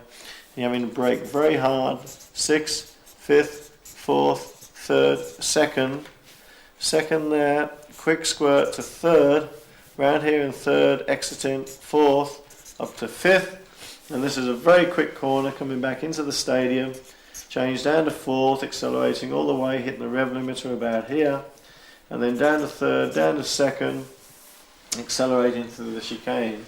If you get this lap perfect, the actual pole position time is 1 minute 21.8 seconds, and my teammate is 1:22.8 in second place. And it just so happens that I'm very pleased to tell you that I have pole position again. But the most important corners on this track is this one here, coming onto the main straight, and then your top speed down this straight is very important for overtaking. So this corner here, the speed on the start and finish line, and then this is where all the main overtaking will be done tomorrow. Yeah, I mean, it's wonderful to wake up and know that we're going to the racetrack for a dry race, hopefully. I mean, looking in the sky, I don't think I'm tempting fate this morning, but obviously after the Spanish one, I'm delighted. The hay fever, you can probably still see, still quite bad. One of the toughest things today is to breathe properly.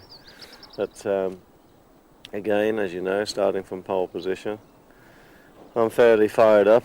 I'm going to the track now to have an early breakfast, and then I'm going to try and get an hour's sleep before warm-up this morning. The reason I got up so early to go to the circuit is because the traffic now is going to be horrendous in about half an hour's time. So I'd rather get to the circuit early, have a lot of rest and no aggravation. So I'm saying that. We'll hopefully see you at Forley a little bit later after the race. You'll be seeing how it's going, and we'll tell you exactly what's happened through the race then. Have a good one. See ya. Bye.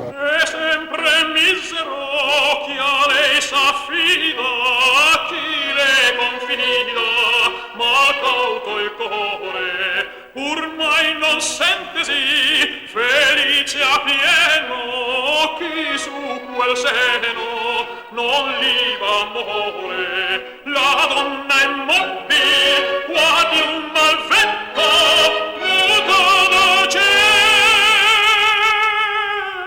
tu ed in pensiero ed in pensiero.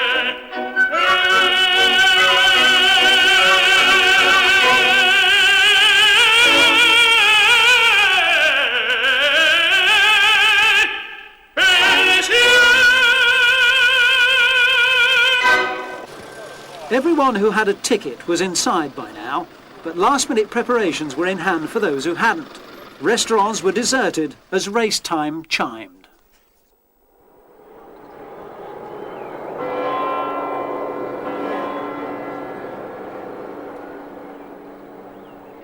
Nigel and Ricciardo get a dream start. Senna clear through, but disaster befalls Alesi and Gerhard Berger as they collide.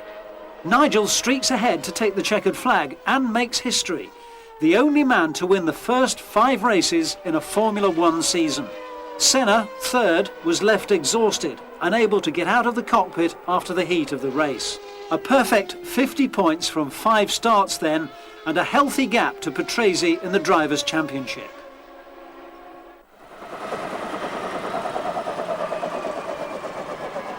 I know, mate, history. First 5 races in the Formula One Championship. Ever in the history. Oh boy, I'll tell you, it's incredible. I'm tired, but I'm happy. Oh dear. Oh. You said to us in South Africa that plan 1 was to win the first race. Plan 2 obviously was to win the second, and here we are, 5 down the line. I know, I don't know what to say. What about plan 16? Oh no, I don't know, no. Let's take one race at a time. This one's history now. Obviously been a fabulous day. One of the greatest in my life, there's no question. To think that you've created history today in the whole sport for winning obviously 5 in a row from the beginning of the season, it puts you amongst the greats of all time. But it's a tribute, and I must say it's a tribute to the team, to all the Renault engineers and designers, to the Williams team especially, all the mechanics, everybody back at the factory, the associated sponsors, to Elf, the fuel supplier. I mean, without them, we'd do nothing, and so this race, this little bit of history we made today, is a big tribute to all of them. In the joy of victory, we leave him to ponder on the fairy tale season so far. A delighted Nigel on top of the world. And serenity returns to San Marino.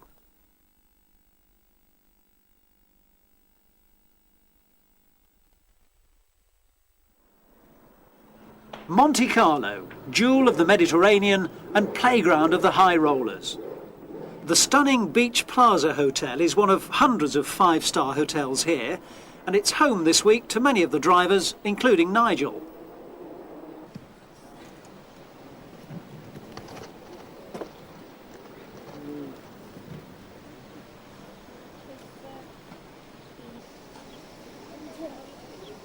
There's time to relax this race week, reunited at last with his wife Roseanne and their 3 children, even if the Mansell's second son Greg is proving a little camera shy.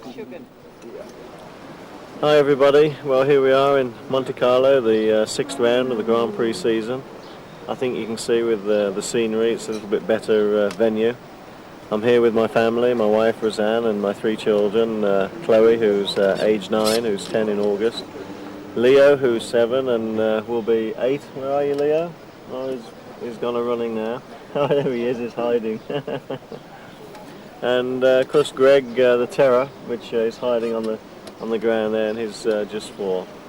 And of course our nanny Claire. In the heat of the afternoon before qualifying, it's time to take the plunge.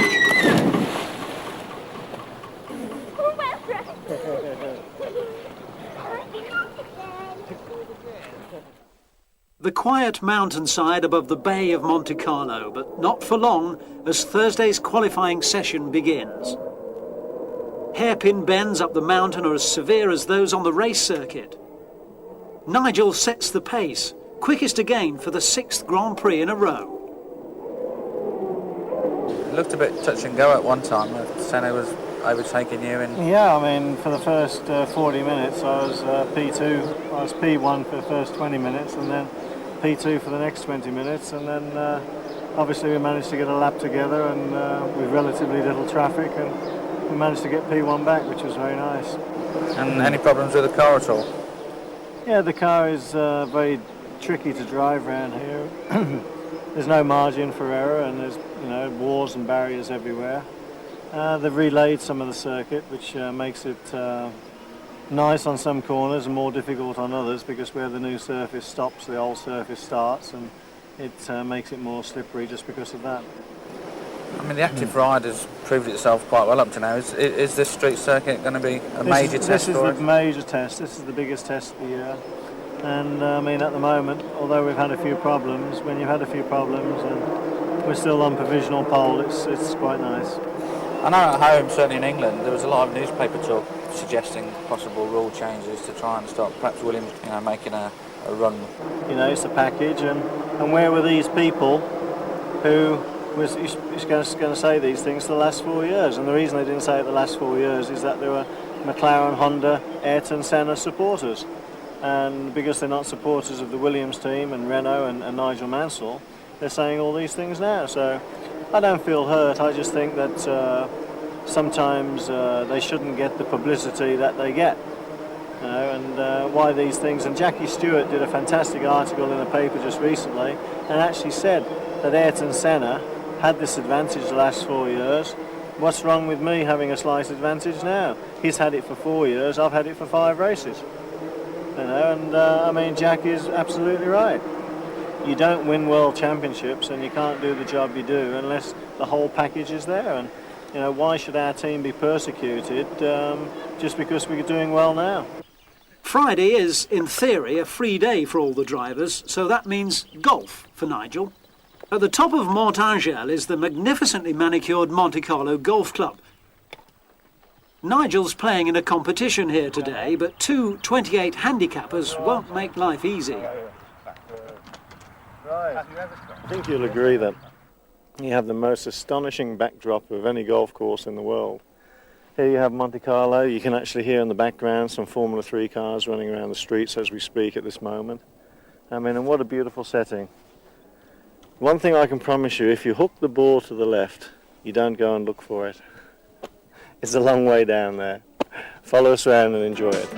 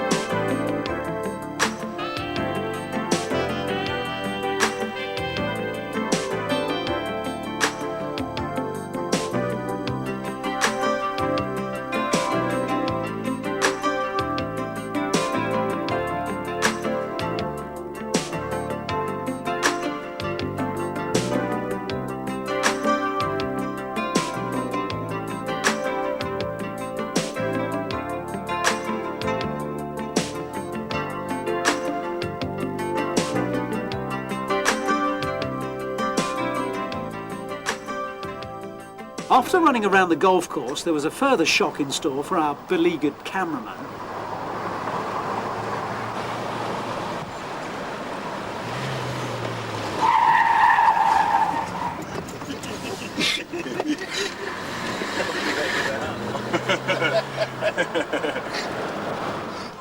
And then off to a camel press conference in the harbour by boat with the whole family.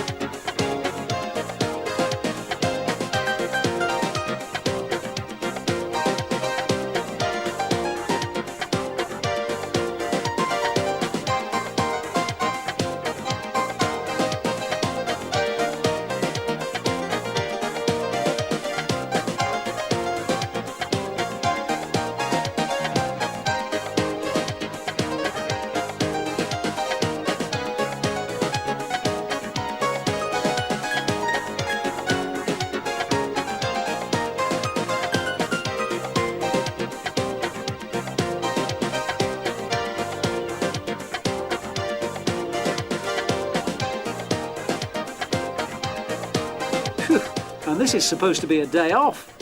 And there's more. Dinner with Renault at l'Hôtel Hermitage.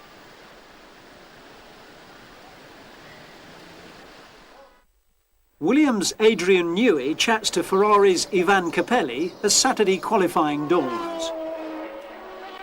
While the Monaco residents tried to shop, Nigel put in an electrifying lap, clipping 2 seconds off his best time on Thursday in the dying moments of the session.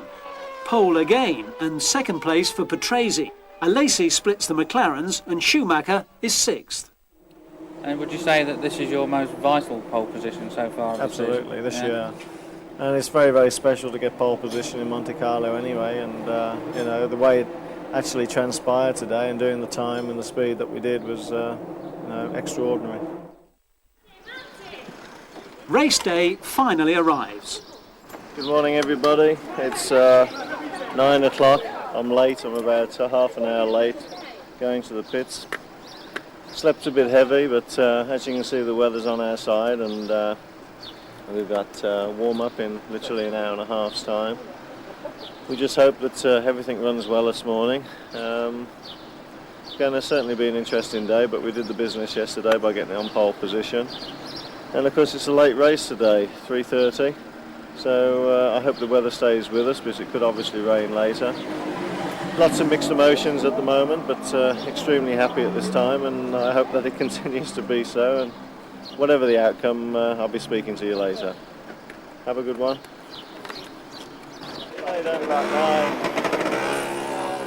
The crowds mingle in this beautiful setting, and the atmosphere is uniquely French.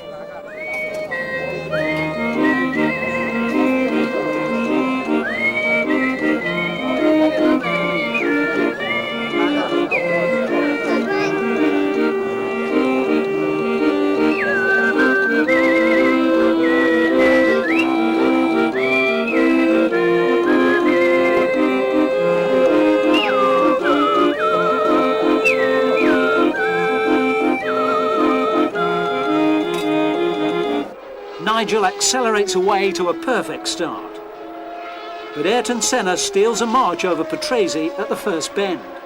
Nigel leads for 71 laps, but disaster looms. A suspected puncture means a late pit stop, and as the team fight to remove the wheel, Senna streaks past. Nigel fights in the most thrilling end to a race seen in years, but passing proves impossible. So McLaren clinched their first victory of the year, with the Williams pairing relegated to second and third. Points also for Brundle and Gachot. I think I can honestly say that it's probably the greatest second place I've had in my career. and probably the most important second place I've had in the career, because we could have so easily been put out of the race with the problem we had. So to get the car back to the pits and get the wheel changed and go out again, and we were this close from really winning the race. It's a bitter pill to swallow when you're 30 seconds in front with only 10 or 12 laps to go, but nevertheless, it's motor racing. Many things can go wrong, and as been shown today, it does go wrong occasionally, but I think we bounced back very well. I feel the championship, is all about gathering points. I have scored in all 6 races to date, and I think from the championship point of view that is very significant and very important. We could have so easily had an accident in the tunnel when the wheel came loose, and I've got half a smile on my face. I mean, as you say, you've only 10 laps to go. It seemed a formality, didn't it? What happened exactly? Well, I'm not quite sure. I thought it was a puncture, but the tyre is intact. What's happened is the wheel nut has come undone, and then the wheel in the tunnel from being in this position went that position, and it machined the inside of the wheel, and it acted as a brake. And then obviously the car did that as well, because the wheel was flopping around on the back. We were very lucky the wheel nut didn't come off completely and the wheel fell off, because if that would have happened, then we wouldn't have finished the race. So, I mean, we've got to be thankful. The wheel nut came undone to a certain extent and then jammed, and that's why we had a long pit stop. We were unlucky and lucky at the same time. And the record books will show that you came second in the 50th Monaco Grand Prix, but everybody that saw it will know that it was a moral victory for you. I probably agree with that, because just coming back to the hotel now, a complete stranger said, "You won the race today." And that's very nice. It's not comforting, because it's not the extra 4 points that I wanted, but it's very nice that the public, see fit to actually volunteer these things to me, and it gives you a good feeling, that's for certain. And I've got an affinity with the fans, so as long as they think I've won, probably that's all that matters. Monaco was a big test for Williams' revolutionary active ride system. But what exactly does it do, and how does it work? Nigel explains. With the active ride car, what you've got to understand, and I've got to be very political now, because obviously we're going into the future here, and we don't want to sort of give away too many secrets about what it might or might not be able to do. But the objective of an active ride car, you throw away springs, dampers, shock absorbers, all that kind of thing. You don't have any roll bars on the car, and everything is electronically controlled. And basically aerodynamics in a race car, that when you go over 100 miles an hour, play a very, very important part. In fact, over 50 miles an hour, the aerodynamics is phenomenal. And therefore, if you can control the ride height of the car, because with normal springs and suspension, the faster you go, the more download you get on the car, and the closer the car gets to the ground. Well, of course, with an active ride car, it's being at any speed, the active ride is controlling the ride height of the car, and that is the air going underneath the car as well as the air going across the top of it. So therefore you can maximize your aerodynamics effect at slow speed, medium speed and high speed. And you can, theoretically, practically it's a lot harder, but theoretically you can control the car's aerodynamics. And or try, I'd say not control, but you try to optimize them. So therefore in any speed, in any corner, you try and get the best balance from the car. And the computer is doing this for you, but you have to give the information to the computer. And it's a step into the future, because then you can put various parameters into the active ride where the car can actually tilt before it gets to a corner. The car can actually change its ride height before it goes into a slow corner. On braking, it can do something else to actually help the car's performance and to actually help it ride bumps. And therefore, it's got all these facilities, which I might add, a lot of them are useless, but they're still there. Whereas a normal car you don't have. But of course, with the redundancy it has, And because it is ultimately controlled by software and a computer, you've got to remember that if the slightest thing goes wrong with it, it can cause you to have an accident immediately. It can cause you to break down and obviously have an electrical failure. You've got a problem that you just don't finish a race. And it's as complicated as heck. Montreal, Canada. And it's only from the air that one can put into perspective the circuit of the Ile Notre Dame for round 7. Friday morning. It's going to be a real tough one this weekend. Why? Because Honda have got a lot more power now. They'll be on a high, winning in Monte Carlo. We haven't made any improvements, unfortunately, at this moment in time with the engine or the chassis, so it's still status quo from the Williams team. But the exciting thing from our point of view is the next race, in the French Grand Prix, we have the new engine that we're going to actually race, which is the RS4. So we do have something up our sleeve which is imminently coming. But unfortunately for this one, I think it's going to be the toughest one yet this year. There are no Renault hire cars here, so Nigel and company sample the delights of a Mercedes 500 SL. As Montreal celebrates its 350th anniversary, the city's modern tower blocks mingle easily with the historic architecture.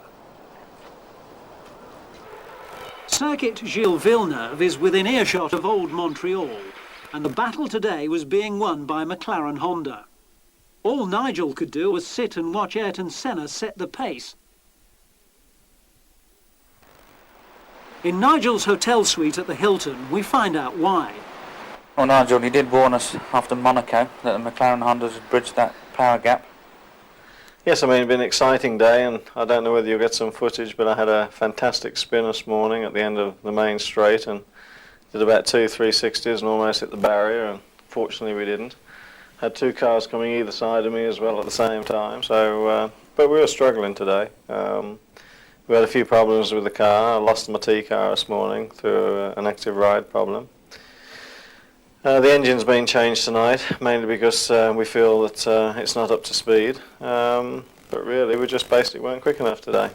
So instead of being the normal position, if you like, on the front row of the grid, we're only a meagre 4th place, but under the conditions I'm happy to be that. Saturday, and it's like Barcelona all over again.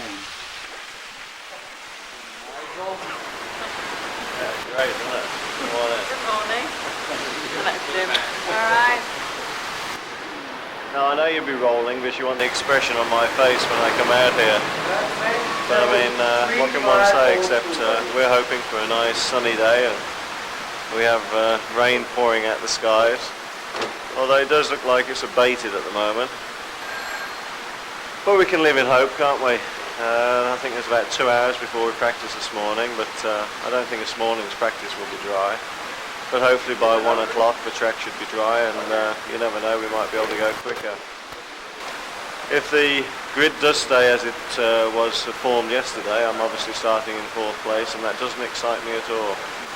Otherwise, it's back into the office within the next hour, breakfast at the circuit, and try and put that smile back on the face where it should be. We'll see you later. A patient wait in the wet is rewarded with a coveted signature.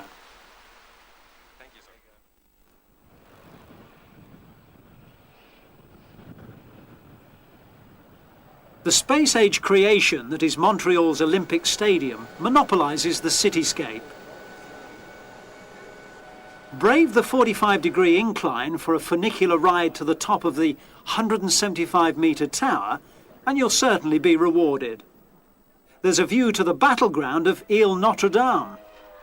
Nigel was quickest in the morning and the final qualifying session, but he improved to only 3rd position on the grid, with hundredths of a second splitting the top 3. Nigel, pretty exhausted after a tiring effort today?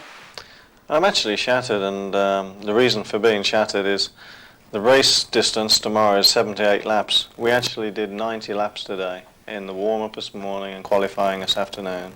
We did 80-something laps yesterday, so we've already done more than 2 Grand Prix distances, and we've still got the race to come.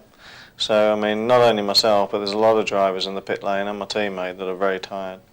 And you made an improvement up to 3rd spot today? Made a slight improvement up into 3rd from 4th, but track conditions were very, very difficult, and third's better than fourth, but it's going to be a tough fight tomorrow for sure. A sombre tribute for Quebec's hero Gilles Villeneuve, a sparkling career so tragically muted. The only way to beat the bridge access chaos on race day is to ride the city's metro to Ile Sainte-Hélène and thence a short walk.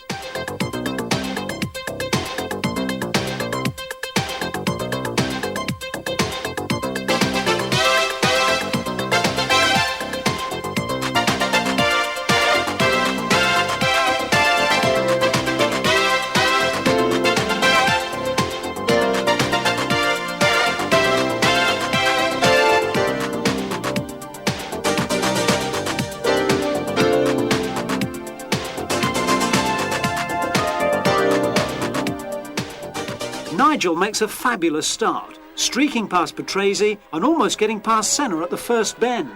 But fate intervenes again. Nigel spins off violently while attempting to pass Senna and is out of the race. With Senna also out, the race is left to the mercy of Berger and Schumacher cruises home in second place.